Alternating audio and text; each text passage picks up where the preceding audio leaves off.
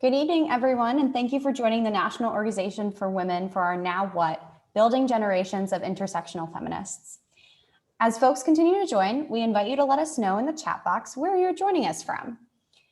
Just some basic housekeeping items before we begin. We will be doing our best to keep the conversation to 1 hour.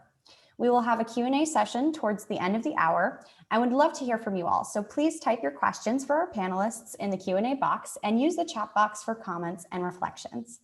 Please understand that we try our best to answer as many questions as possible as we balance our time together. With that, I would like to welcome our moderator, Bear Atwood. Welcome, everyone. My name is Bear Atwood, and I'm the Vice President of NOW. I'm excited to join you all tonight for Now What? Building Generations of Intersectional Feminists.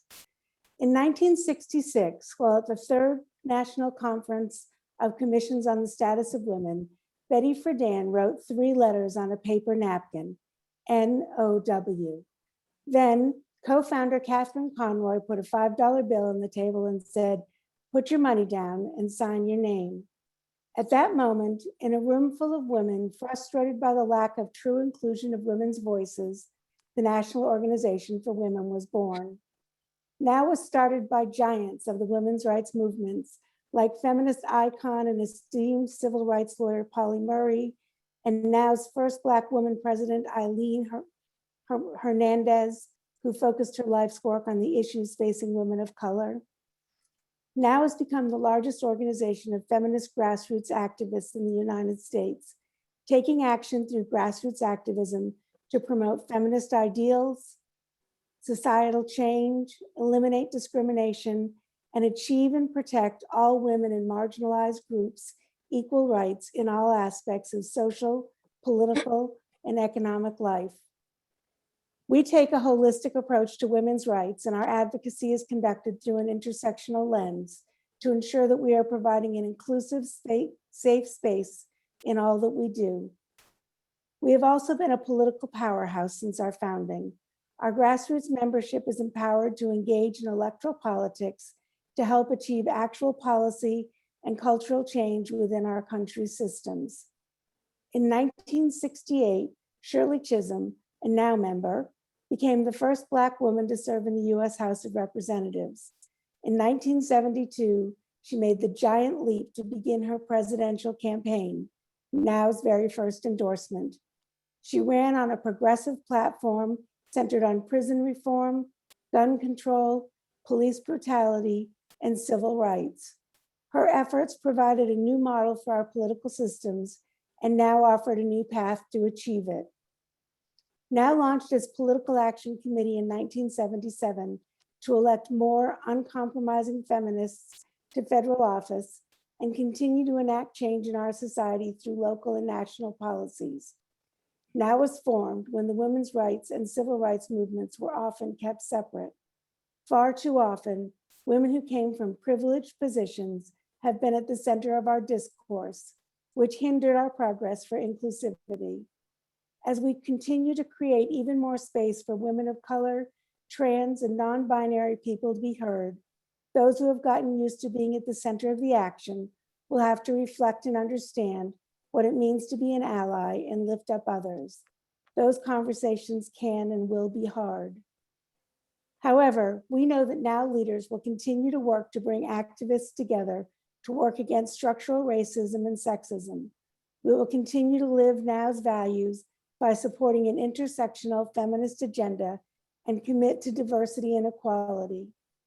In now's nearly 55-year history, we have celebrated our victories together and supported each other during our most significant setbacks.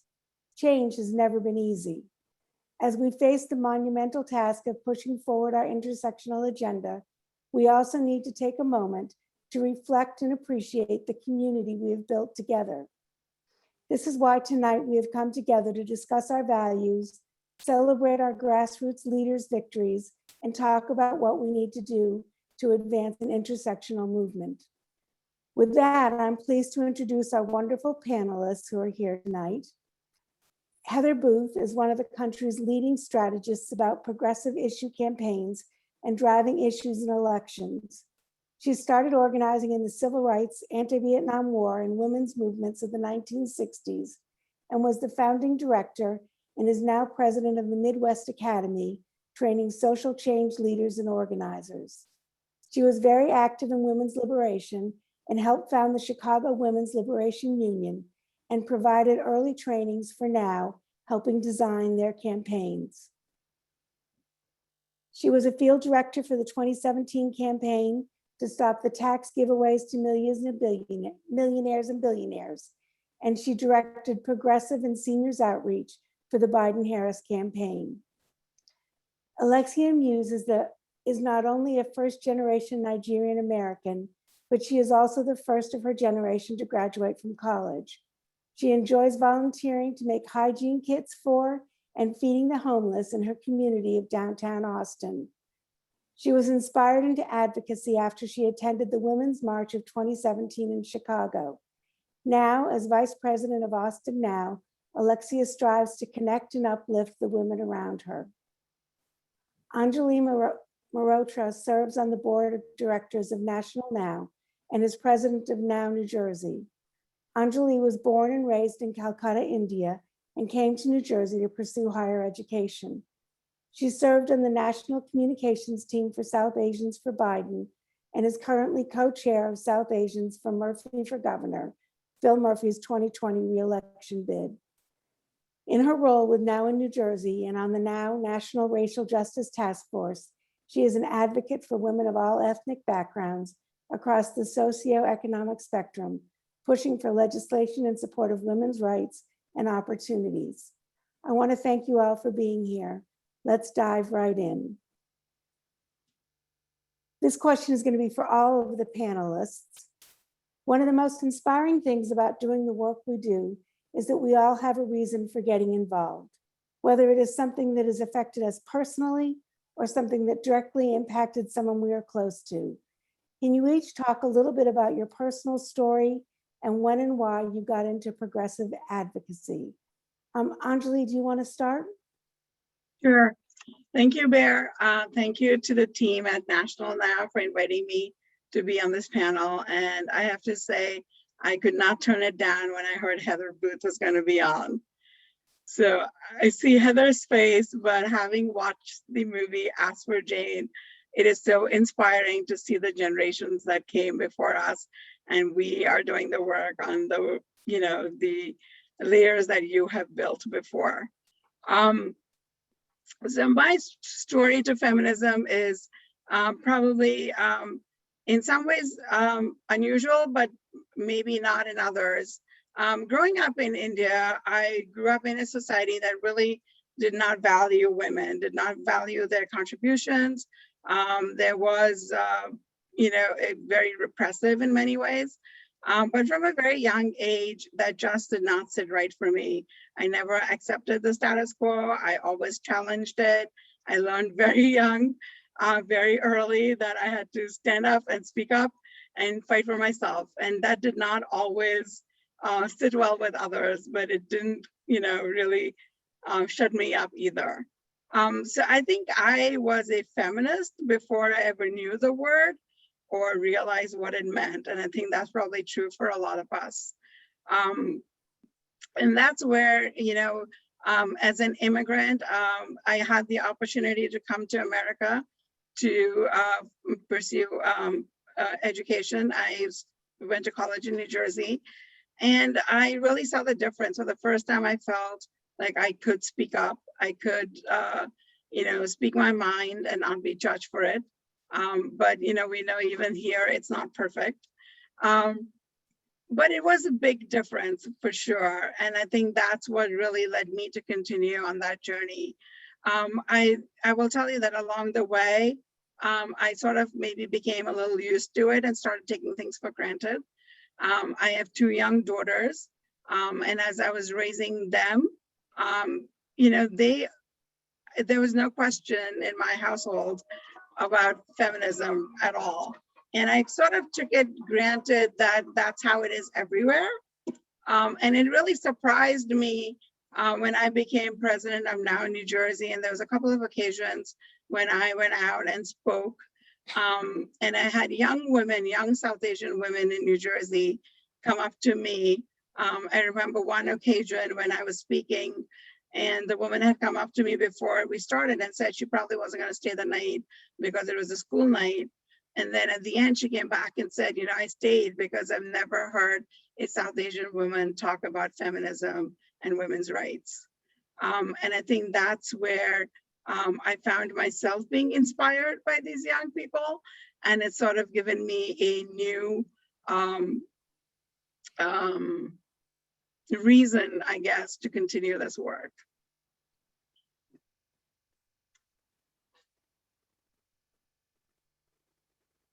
Thank you, Anjali. Heather, you want to tell us a little bit about your story? Thank you so much, but I mostly want to start by just thanking everyone who's on this call. You are activists, you are organizers, you are change makers, and you are changing this world. We are on an extraordinary moment now, which is both filled with inspiration and a fearful period of trauma. But there is a hope and inspiration that is possible now that has not been possible for many years, in part because of the work that you have done for so many years, that NOW has done. Bear the courage that you bring to be a lawyer, a civil rights lawyer for LGBTQ rights in Mississippi, my home birthplace. What courage you bring. And Anjali, your comments, your generous comments, I was attracted to being on because I got a chance to meet you and Alexia and be part again of Now. I'm a Now member. I've been a member most of the time since 1970 when I first connected with Now. And Alexia, your beauty and inspiration and your fighting spirit comes through. I look forward to hearing you too. I do want to, by the way, give recognition to Monique Alcala, who I met in the Biden campaign, who's chief of staff, and the extraordinary work she's doing, and also Megan Koskila, who's doing the tech on this program. We want to recognize all women, all fighters for justice, all our sisters, as well as President Kristen Nunez. For my own story, I did begin in the civil rights movement. And by 1955, I first became active actually around against the death penalty when I was a young teenager. And then in 1960, in support of the sit-ins when African Americans weren't allowed to sit at the lunch counters at Woolworths. And behind me is a picture of me at 18 in Rollville, Mississippi, with Fannie Lou Hamer and Miss Hamer's house in Rollville when I was part of the Freedom Summer Project in 1964 that was working so that poor Black people did not need to live in terror as they were. And in fact, the family I lived with later on that summer in Shaw, Mississippi, the Hawkins family, 4 members of their family were murdered after the Summer Project because they challenged the city of Shaw in so many ways. And their house was firebombed twice, and 1 son and 2 grandchildren were killed. And then Mrs. Hawkins was killed by a policeman, too reminiscent of what's happening today. But because we organized, within a year, there was a Voting Rights Act. And when we organize, we make change. Back on my campus, I'll just tell 2 more short anecdotes, Bear. Back on my campus, a friend of mine had been raped at knife point in her bed in off-campus housing. We went with her to student health to get a gynecological exam and were told student health didn't cover gynecological exams. We sat with her. They called it a sit-in. And because people organized, of course, campuses now allow gynecological coverage. But we make that change only because we organize. Of course, there's a pushback on this, but we make change when we organize. And then I'll end with the last story that Anjali referred to, and that is a friend raised to me that she was pregnant and really not ready to have a child and nearly suicidal. And could I help her out and find someone to provide an abortion? I had no idea what to do. I went to the medical arm of the civil rights movement, the Medical Committee for Human Rights. I found a remarkable doctor, Dr. T.R.M. Howard. By the way, he was a great civil rights leader in Mississippi who came to Chicago when his name appeared on a Klan death list. He performed the procedure. I didn't think much more about it, but word spread and someone else called. I made the arrangement and word spread again. And I set up a system. We called the system Jane. And over time, between 1965 and that first call, and 1973, when Roe became the law of the land, before which time even 3 people in Chicago talking about having an abortion was a conspiracy to commit a felony. The women we recruited into Jane, the women performed over 11,000 abortions. We never want to go back to those times. We need to keep this safe and available for all and accessible. And we can make that change when we support now and when we organize. So thank you now for what you've done and what you're about to do. Thank you, Heather. You're inspiring to all of us. We all want to be you when we grow up. Alexia, do you want to share your story? Yes. I want to thank you all for allowing me to come here and speak. After I read everyone's bios, I was like, I have not lived yet. There's so many amazing things to be done and that you guys have all done. And I'm just very thankful to Monique for giving me this chance to come up here and be a part of this. I guess a little backstory with me. I'm the youngest, first generation. My father's from Lagos, Nigeria. So growing up, it was a lot of pushback on what's considered the norms for a woman growing up in that kind of environment. And I noticed from an early age, I kind of just felt that from an early age, I would always kind of be more, I'd be more on the like freedom of body, freedom of expression because of like my upbringing in an environment where my father wanted to raise me in a more of a, what is the word, of a conservative mindset. So growing up, going into college, like being a feminist was just like a part of me. I didn't really realize like what it really meant to be a feminist, or that there were different types of feminists till I got to college. And that's where a lot of things changed for me. For a while, I would not have considered myself a feminist in any aspect. I went through a terrible time in college where I was sexually and mentally abused. And for such a long time, I had lost my voice. I was not myself at all. It was a quite terrible time up until I graduated.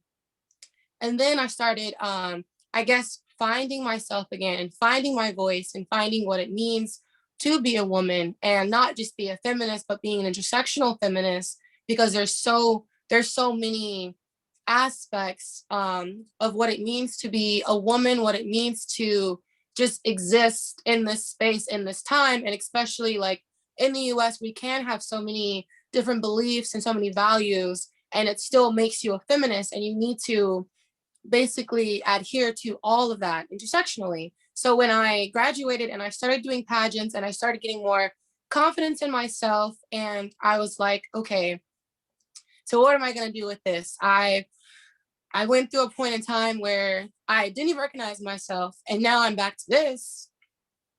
What can I do? And I found Austin Now, which has been amazing, just being a part of this organization and finding my voice and helping other women find their voice. It's just been kind of an experience, and I feel like I still have a long way to go to really be where Heather Booth, Bear, and everyone else is, and how dedicated everyone is. But I'm completely ready and capable for the task, and I'm just glad to be here to help uplift and just share my platform. We love you, Alexia. And part of our hope is that there is another generation coming up. And on our own, almost all of us, myself certainly included, feel insecure, feel maybe we're not good enough, not smart enough, not pretty enough, not this enough, not that enough. But together we are more than enough. And we need you as a voice for the future. Thank you. Well, Heather, that leads us beautifully into my next question. As an established or a new activist, what do you feel are the challenges and opportunities we face as feminists today? And Heather, you sort of started to talk about that a little bit. Do you want to continue?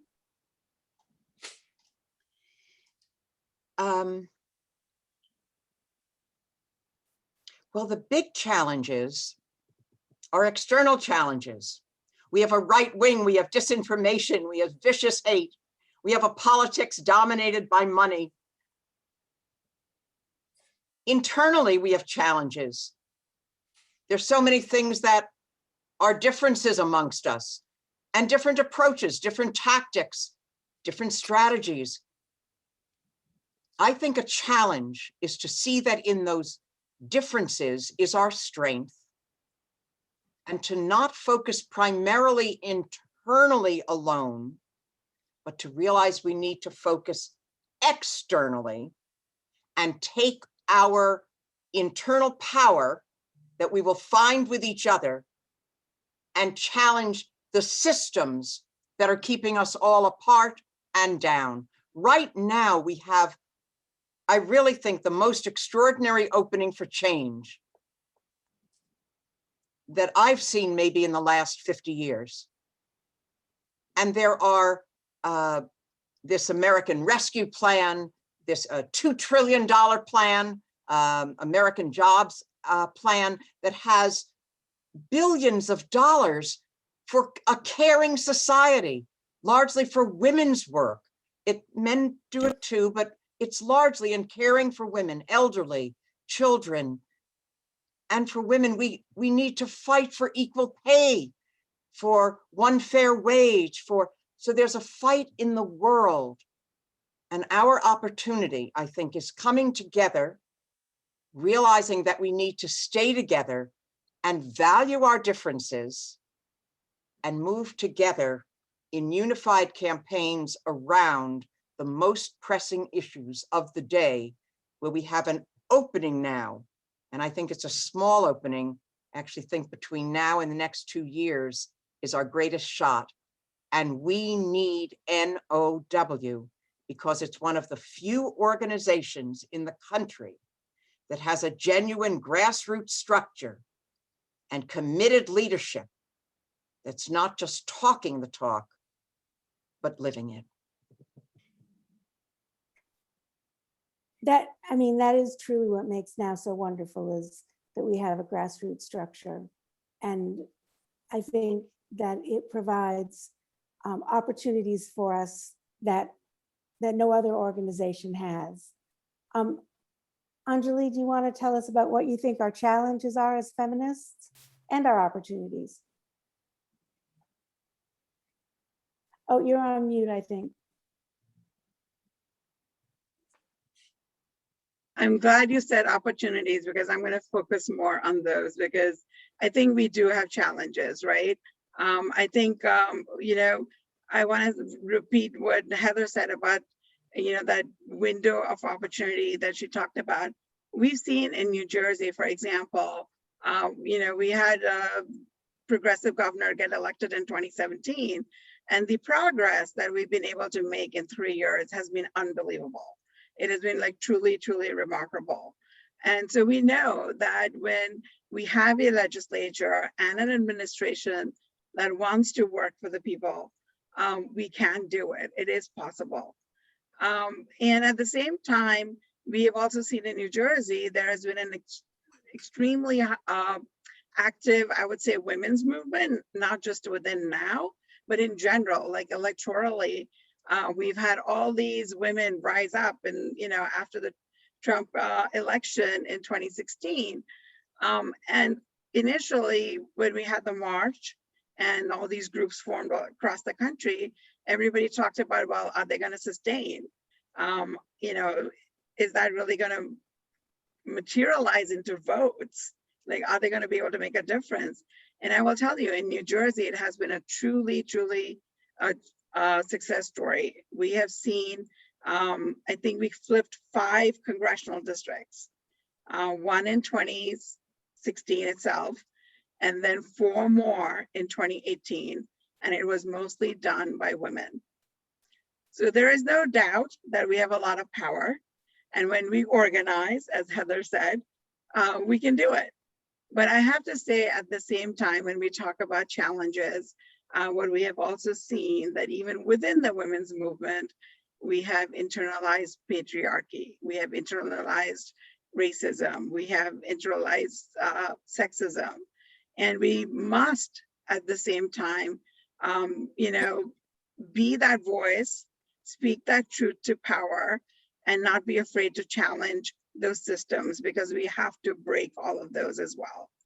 And I know that in New Jersey, a lot of the work that I do, we do it in coalitions. And some of our strongest coalitions are where we recognize that we're not perfect, that we need to work on ourselves as well. And, and we take on those hard questions, and we're not, we don't shy away from those uncomfortable conversations, because I think we really do need to get comfortable with being uncomfortable and being able, and that's the only way that we're going to break down those, systemic issues. Thank you very much, Anjali. Alexia, you live in Austin and you're a new activist in a brand new chapter. Tell us about your challenges and opportunities there. I see every challenge as an opportunity. I'm very happy that we have this reconvened chapter. Since meeting Monique and finally have a connection with National Now, I feel like there's so much that we can do, and we're all extremely excited here in Austin to start. Most of my friends, they don't know a lot about how to get involved, even at the local and state level, or what it is they can possibly do to change things that they're upset about, which is why I'm so happy to use the word challenge, because if it's a challenge, then there's a possibility overcoming that challenge. And I know, talking to my friends now and trying to get them involved and to understand how to be involved at the state and local level here in Austin, it makes them feel like that there's a chance, there's possibilities and opportunities to change what's going on around us. So I'm extremely excited to get things started here in Austin. And I think every opportunity that can come our way of where we can work with National Now and work with our communities here in Austin to explain to them how to vote and when to vote on things, it'll make things a lot easier for us to get things passed here in Austin. Because I know a lot of my friends, they'll tell me, oh, I'm upset with this, or I'm upset about this law, or I'm upset that we have this person that's in power, but they don't know when to vote, or they don't know what bills are being voted on. So I'm really happy of this chapter now where we can kind of get people in Austin more involved and understand when to vote and what's going on here in our area. Thank you, Alexia. I'm so glad you talked about the importance of local issues, because we all know that when we work on local issues, we're working on putting people in the pipeline to run where they'll impact state issues and national issues. And, local is where it all starts. So I'm really excited that you all are really working on local issues in Austin. So we all know fighting for change is not easy, but for all of us, I can tell it's a joy as well. And not only do we face barriers when fighting against the people threatening our human rights, but often we do find ourselves in disagreement on how to get to our collective goal. How do you view this challenge? Is it good? Is it problematic? And what solutions do we have to keep moving forward and building a stronger movement that is diverse and inclusive and can change the world? Anjali, do you want to start? You started to talk about this a little. Sure. So I do want to say something about what Alexia said before. One of the things that drew me to Now was, Alexia said that she found Austin Now very welcoming. And I will tell you that when I first started getting involved in organizing, and I looked around at different organizations, I'm still a member of the League of Women Voters, the American University Women. But Now was the one where I really felt welcome. I love the fact that we cover such a breadth of issues, that we really are inclusive. And when I started looking at that, I also found one of the things that somebody put in the chat about, really the generations of women, right? I talked about the inspiration that we find from people like Heather and Bear, who are sort of came before me, definitely into the movement. But I also work a lot with younger people. And I said, my daughters are young adults, and they're both members of Now and involved as well. And I found myself asking, after a couple of conversations I had, how do we connect the two? Because I think there are lessons to be learned on both sides. There are thoughts to be shared and appreciated. And I will say that that's been a challenge within Now, but I also saw it as an opportunity. And one of the things that we did last year that I loved as a project, it was one of sort of my proudest accomplishments from last year. Bear was part of this. We had young women in Now in New Jersey interview some of our longer sort of time activists who've been at this for a while. And take down their oral histories, which we then turned into a series of articles. And we actually collaborated with an arts organization in New Jersey to turn them even into performance pieces. And the learning experience from both sides, I will tell you, all the women who and men who participated in the project absolutely loved it. And to me, that was a great example of how we can bring the generations together. I'm really glad that the new generation, I feel like Alexia's generation and my daughter's generation, is finally also embracing the word feminist and our, this movement again. And I think it's a great chance to really have them become activists. One of my favorite things I will tell you in terms of talking about issues that work from a federal to a state to a local level is we do a lot of work on menstrual equity. So on the one hand, we look at like passing laws, whether it's at the federal level or at the state level, to make menstrual products free, whether it's in schools, shelters, prisons, there are different things that we do. But I've also seen at the local level, where, you know, this is an issue where anybody can take it, whether it's their workplace or it's their municipal building or their public library, and, you know, go and talk to their officials and make the products free and available in those places. And I love that, because you can really do activism at whatever level you're comfortable with. And it's a great way to bring sort of new organizers into the movement. So Thanks, I Heather. always kind of look for issues like that, that we can, you know, bridge that sort of different levels. Thanks very much. Heather, do you want to talk about challenges internally and how we move forward to build an intersectional movement between internally and now, but with other organizations too? We're not the only ones who face internal challenges. Absolutely. By the way, I thought that Anjali just had such practical, clear insights of how you make it work. And that in part, you make it work by doing the work. With that, by the way, I see in the chat, there's so many wonderful friends. I understand that there were almost 300 people signed up for this. There are over 100 who are on the call right now, on the Zoom right now. And just to call out some who've been longtime activists: Zoe Nicholson, Beth Corbin, Alice Cohan, and there are probably many others. Those are just some of the names I recognized, who are just, we each can inspire each other. And these are 3 women who've inspired me. We're also women. We've struggled with each other. We have differences. We can work on those differences. But what I think we need to keep in mind to address Bear's question is, 1, there are values that unify us. There are values. We are in a fight for our lives, for women's lives, for an equal, just, fair, compassionate, caring society. Number 2, even in the fight for our lives, we have to make sure that we embody those very values in how we treat each other. And so we can have fierce differences, and yet we are each other's sisters. I came into the women's movement when sisterhood really meant a way that we would be in this world and the joy we would find in each other. 3, there are goals we have in common. And even if we have some differences, we can still unify to say we need $15 an hour minimum wage, and we need pay equity. I saw that NOW, I don't know if it was you, Bear, or Christian, put out a notice today I got. It was a wonderful email on the fight for pay equity and how that continues. And then we have to do the work.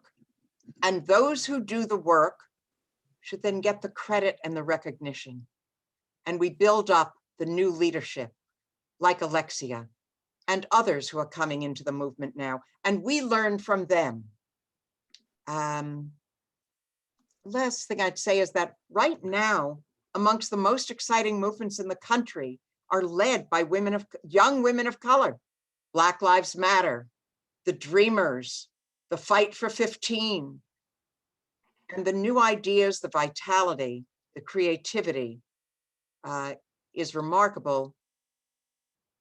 And we combine with each other as we move forward. I'm glad to be your sister in this movement.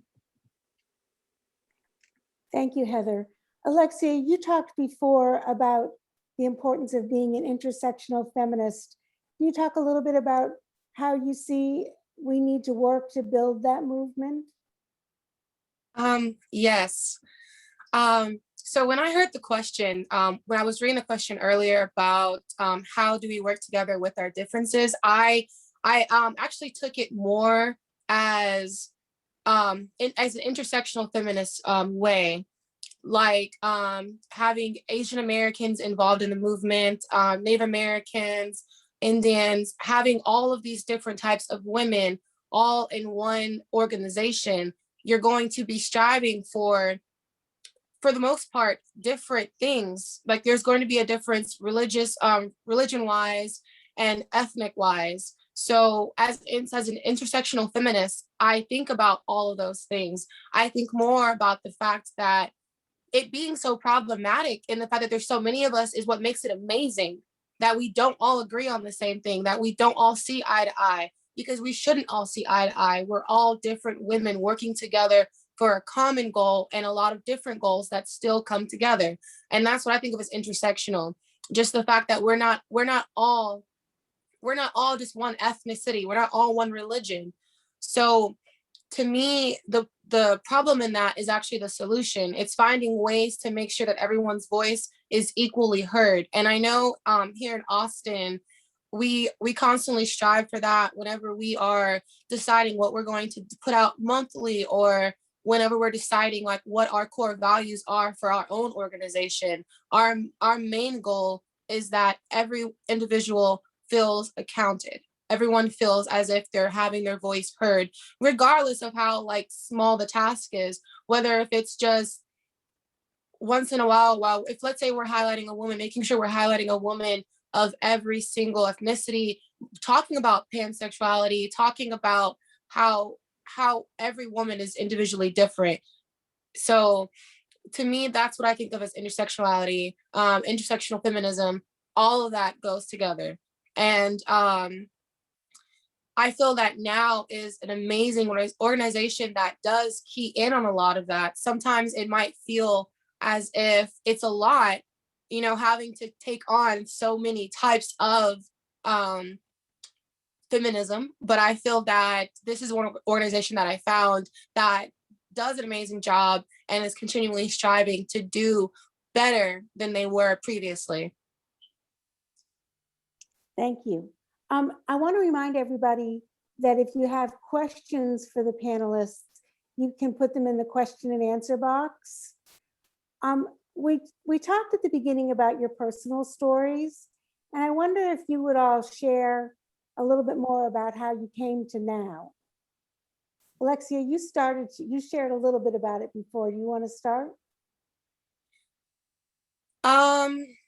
Yes, I'll go ahead and start. I kind of like listening to everyone first because it's so amazing how everyone has to say. I guess I came into Austin now.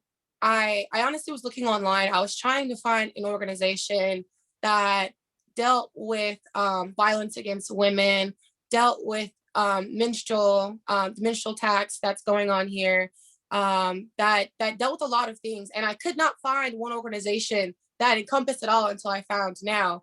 And at first I was just like, maybe there isn't any organization that really just focuses on one. And after doing research, now was the only one that I could find. And it kind of made me excited, especially when I saw that there was a chapter in Austin. So when I got into now, I didn't really know what I was signing up for. I just knew I wanted to understand more of what it meant to be intersectional feminist, what it meant to be involved with a tightly knit group of women striving to do better, not even just for women, but for men and women equally. And I started, I think it was 2020. I'm very new to now. 2020 in November is, I believe, when I got into now. And I'm going to just say my journey from then to now has been crazy. I never would have expected myself talking right now with so many amazing women that are so inspiring. Like, I feel like it's a pep rally. Like, I feel so inspired to go and do so much after just being on this call. And at first, I just thought I would just be just a member. I never saw myself as becoming vice president or having so many ideas for the future involving now. And I'm just really excited. It's really hard for me to explain because I said so much earlier. So it's like I don't want to like start like getting all teary-eyed again. But just being in now has helped me have more confidence, have a stronger voice, not be afraid to be the girl in the group that's constantly bringing up equality or bringing up politics. My friends constantly say I do that a lot now. So it's giving me a really good inner voice to not shy away from having to have conversations with friends and talking on an actual platform to politicians and talking on a very, I guess, a broader level than just talking to my peers about the problems that women face today. So I'm just very thankful to have this opportunity to even share my ideas and be given so much courage and information of what I can do as a person to help other women and help uplift myself. So thank you. Thank you. Heather, you want to tell us about your coming to NOW in the early days of NOW? Oh, I remember it well. I was part of the women's liberation movement. And it was a time in the society in which there sort of were adult organizations and student and youth organizations in almost every area. I was part of the Student Nonviolent Coordinating Committee. It was also Dr. King's organization, Southern Christian Leadership Conference, and other groups. So there was, in the anti-war movement, it was similar. There were adult groups, they were adult, and it was the development of a youth culture. So I came in through that part and women's liberation. In 1970, Betty Friedan, in her outrageous way, without any preparation, announces in a press conference that there's going to be a women's strike on August 26, 1970. I'm told by good friends of hers, Muriel Fox and others, that there was no preparation for it. And they came, and I was in Chicago, and there were 1 million, they think there may have been 1 million people in New York City alone. In Chicago, it was so vast, you couldn't see the end of it. It stopped all the traffic. And it moved the women's movement from being kind of a joke to being a major game. And I realized I still felt a home in women's liberation. And I also moved our efforts jointly into NOW. The theme of it was the women's strike. And the theme of it was, don't iron while the strike is hot.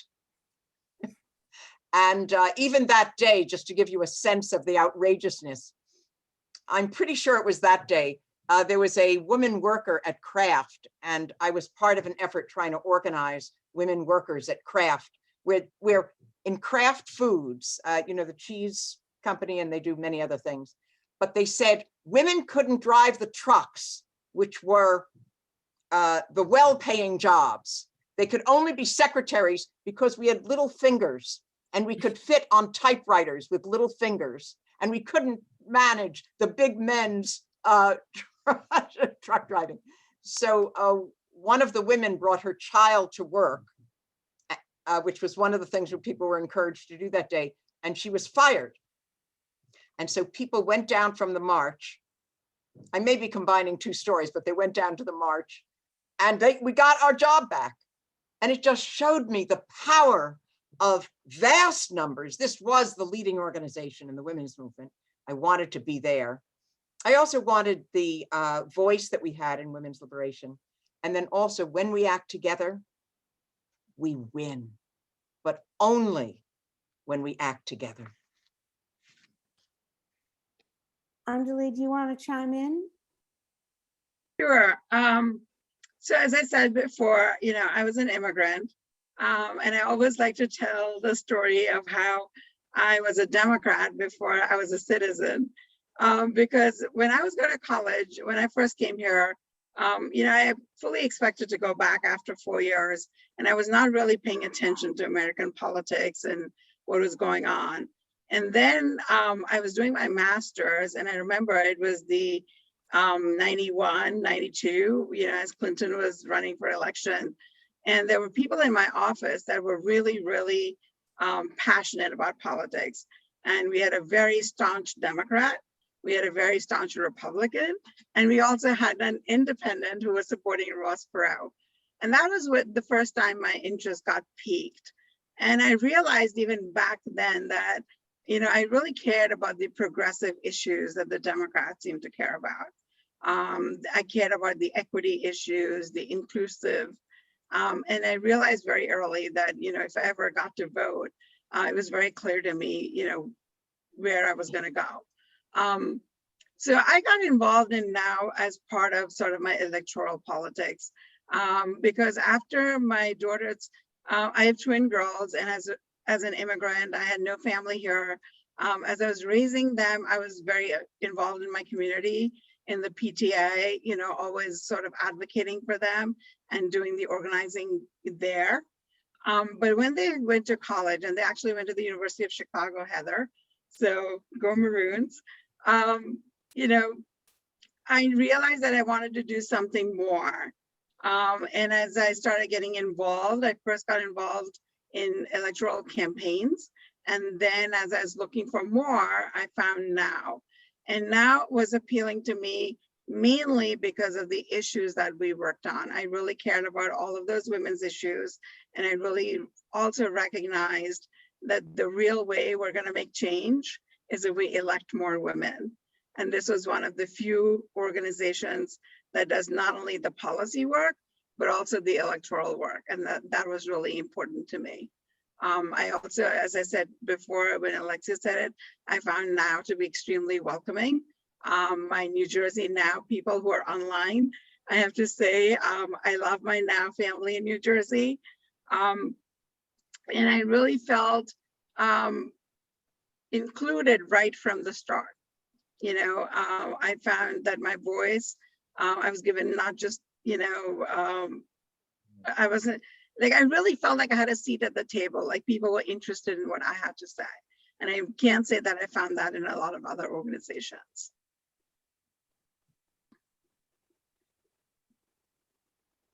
Oh, Bear, you're on mute. Yeah, thank you all for sharing your stories of how you came to Now. So we do have some questions, and the first question that we had was from someone who wants to know, what are the chances we can get the Freedom of Choice Act passed while we still have a bare majority in Congress and before the Supreme Court overrules Roe v. Wade? Anyone want to chime in on our chances of legislative success? I'll Sure. comment in part because the question comes from David Sobelson, who's a friend and who has provided both a champion on women's rights and especially on reproductive rights and many other things. I first of all think you keep fighting. You keep fighting. And you keep fighting and organizing and moving more into the fight. But I think it depends on what is the political and social power we have.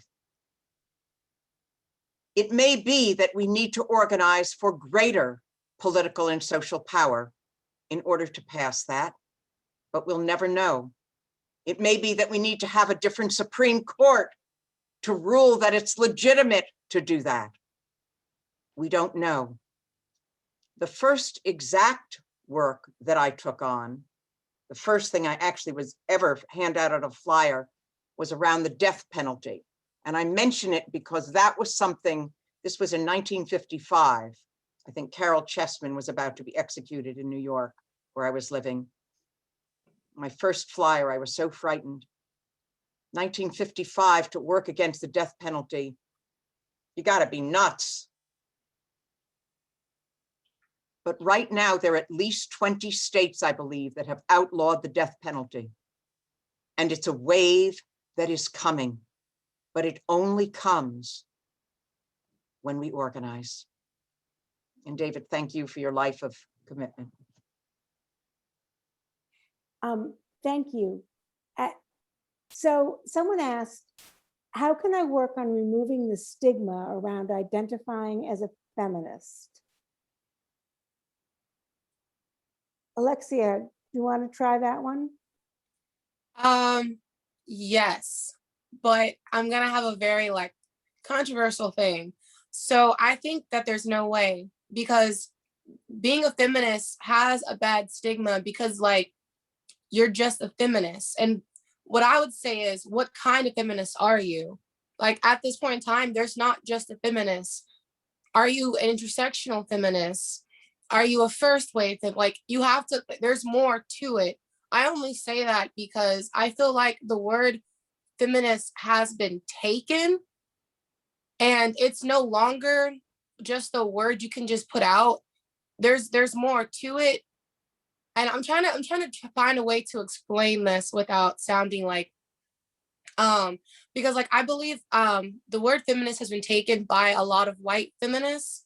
And so when you say that, it's put with a lot of bad connotations that does not encompass what a whole feminist is. I know like a lot of people don't believe that the word feminist has any bearing for people who are of color, that it does not encompass what their problems are. And to me, I agree. When I use the word intersectional feminist or a Black feminist, or like when you put more to that, it kind of helps explain what your goals are. And I think the only way to take away that negative like connotation behind feminist is by adding a word in front of it so people understand exactly what your goals are. Because for right now, people don't understand exactly what a feminist is. They hear feminist and they want to run for the hills. They don't understand that a feminist doesn't just mean equal pay. It doesn't just mean 50-50. It means like sexual freedom. It means being able to have your, like, be ethnically free, religiously free. So it's like putting an extra word in front of that right now kind of gets conversation started on like, oh, okay, there are different routes of being a feminist. So I guess in a roundabout way, until we start attaching more to our explanation of feminism, there's going to be that negative connotation behind the word feminist. It's kind of like we're having to reclaim what a feminist is. Because I know my boyfriend for the longest time, he'll just be like, well, you're a feminist. You can go reach up and grab that thing off the shelf. Or he'll be like, oh, you're a feminist. So it means you want to lift heavy things. Like, no, that's not being a feminist. Like, so it's like, there's unnecessarily like weird connotations that are put behind being a feminist. So just reclaim it, explain. Oh, I'm a POC feminist, or like just explain. It's not really explaining yourself, but it's basically taking back that word. So until we take it back and we no longer see ourselves as just the black and white version of feminism, it's going to not be accepted in a lot of rooms. Sorry for like No, you're fine. No, thank you very much. I think, we really want to hear everyone's perspective, and you're the one leading the way on changing the way we look at feminists. So we appreciate it. All right. Does anyone else want to weigh in on the stigma of feminism and how we avoid it? Sure.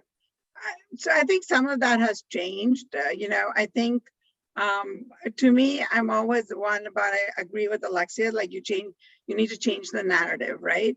You don't let somebody else claim what that word means. I think we have been helped as we have seen some younger women, claim that word. So whether it's like an Emma Watson or a Malala, as people have recognized that these are women that are fighting for women's rights, for equality, that that generation is embracing it a little bit more. I think for a long time there, feminism, unfortunately, was equated with hating men. And I think that was part of the stigma attached to it. But I also think that in embracing the new generation of feminism, we want to make sure that we are also listening to the concerns of the younger generation and what are the issues that they care about. Sure, there are some issues that are always going to be at the table, whether it's things like violence against women or, some of the other things. But I always look to see when I talk to, my daughters or even girls who are in high school in New Jersey, what are the issues that they care about? What are the organizations that they want to join? I think it's very heartening to see organizations like Generation Ratify, Period.org. I mean, these are true feminist organizations that are being led by young people. But I would like to see more of them. And to me, it's not so much about the label. Like, I don't really care if they consider themselves feminists or not. I know they are, and they're doing the work. So that's the most important thing. Thank you. And we are at time, so I'm going to wrap up. I want to thank all of you for joining us tonight. Our panelists, you've just been wonderful. And I want to leave you with one word in your minds, because it's the word that sticks out for me from this whole conversation tonight, and that's organize. What we need to do is organize. And now has the great grassroots power to organize. And if there's not a chapter near you, be in touch with us and we'll put you in touch with your state organization. But reach out to your chapter, get involved, and be part of organizing, because it is the way we're going to change the world. So thank you very much to all of you, and have a great evening.